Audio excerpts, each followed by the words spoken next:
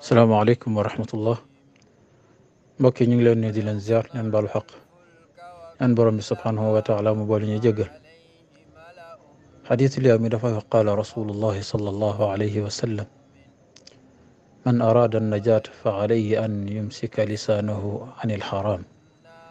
rawahu tirmidi wa xasanahu an uqbata bni amir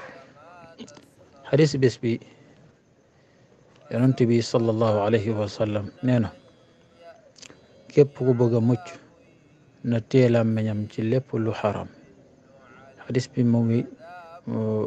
Uqba ibnu Naafi moo ko solo làmmiñ bari na nit ku dugg làmmiñ moo ko dugal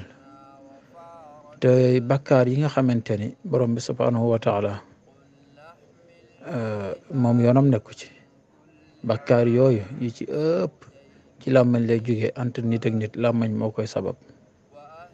kon bokk na ci jullit bi bëggee mucc bañee jaamu yàlla am li muy jaamu yàlla mu di ko jaamu yàlla di ko versé waat yeneen nit ñu jël ay yu bu demee ba jeexal ñuy jël yu bon ñooñu di ko xëpp nay téye làmmañam lu xaraam mooy lépp lu ko warul rek mu téye ci làmmañam lépp lu ko warul rek ne ci téye làmmañam